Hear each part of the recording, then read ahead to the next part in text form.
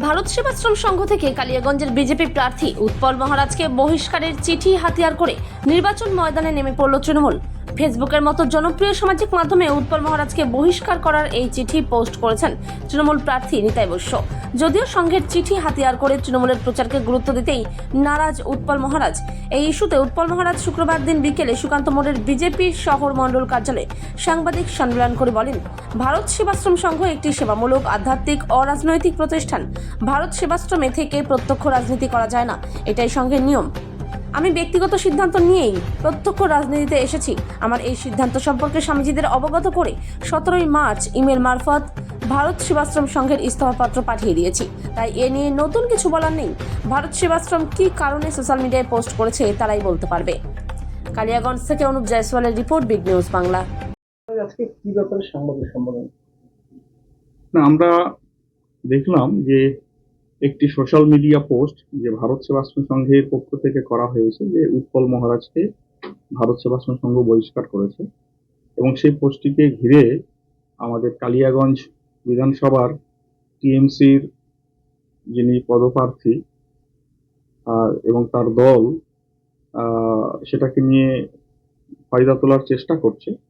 কিন্তু আমি আপনাদের মাধ্যমে সমস্ত আমার কালিয়াগঞ্জ বাসীকে জানাতে চাই যে ভারত সেবাশ্রম সংঘ একটি অরাজনৈতিক প্রতিষ্ঠান। সেখানে থেকে কোনো রকম রাজনীতি করা যায় না।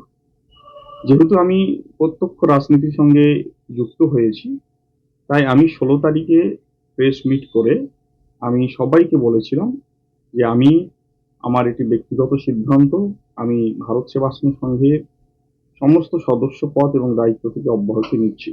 এটা আপনারা প্রচারও করেছেন। এবং 17 তারিখে সকাল 10:20 আমি আমার ইস্তফাপত্র আমি ইমেল মারফত আমি হেড অফিসে পাঠিয়ে দিই। সেই ইমেলেরই উত্তর হিসাবে আজকে হেড অফিস কর্তৃপক্ষ সেটিকে স্বীকৃতি দেয়। কিন্তু এই বিষয়টি, সাধারণ বিষয়টিকে নিয়ে কিছু কিছু মানুষ একটা বিরোধী প্রচার করার চেষ্টা করছে, একটা অ্যাডভান্টেজ নেওয়ার চেষ্টা করছে। এটা বুঝতে হবে, সবাই বোঝে, কিন্তু এটা বিরোধিতা করার জন্য বিরোধিতা করছে বলে আমার মনে হচ্ছে। এটা সেটা নয়। ভারত সেবাশ্রম সঙ্গে ডেকোরাম অনুসারে পূজ্যপাদ বড় বড় স্বামীজিরা সেখানে সিদ্ধান্ত নিয়েছেন। আমরা গুরুবাদী প্রতিষ্ঠানের মানুষ, গুরু বাক্য সদা সত্যম, এটাকে আমরা মান্যতা দিয়েছি। ভাষার কি ফারাক হলো, বহিষ্কার করলাম কি অ্যাকসেপ্ট করলাম, তাতে আমাদের কিছু ফারাক পড়ে না, ব্যাপারটা একই। তো স্বামীজি যদি বহিষ্কার বলেন তাতেও ব্যক্তিগতভাবে আমার কোনো আফসোস বা দুঃখ নেই। আমি সেটাকে আশীর্বাদ বলেই মনে করছি। আমার কিচ্ছু স্ট্যান্ড নেই। আমি তো আরো 2-4টি সংবাদ মিডিয়াতে বলেছি যে এটা খুবই ভালো সিদ্ধান্ত এবং সেটা আইনানুগ সিদ্ধান্ত এবং সুচিন্তিত সিদ্ধান্ত তারা নিয়েছেন আর কি, সংঘ কর্তৃপক্ষ। তাদের ডেকোরাম অনুসারে সংঘ তার জায়গায় ঠিক, আমি আমার জায়গায় ঠিক। এবার আমি একজন সন্ন্যাসী।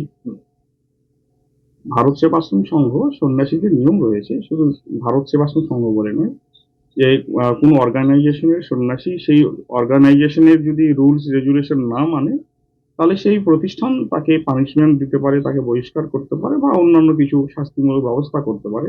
কিন্তু তার নাম, সন্ন্যাস নাম, তার ব্রহ্মচারী নাম, তার পোশাক, এটা তারা কেড়ে নিতে পারে না। এটা সন্ন্যাসী পরম্পরার নিয়ম। তো সেই অনুসারে আমি স্বামী জ্যোতির্ময়ানন্দ ওরফে উৎপল মহারাজ, আমি সেই আছি। আমি গৈরিক বসন পরিহিত, যতদিন আমার এই জীবন থাকবে আমি ততদিন এই গৈরিক বস্ত্র পরিধান করব। দেখুন, ভারত সেবাশ্রম সংঘ এটা আমাদের কাছে অত্যন্ত পবিত্র শ্রদ্ধার জায়গা। আর ওই ভারত সেবাশ্রম সংঘেরই কাজই হচ্ছে মানুষের সেবা করা।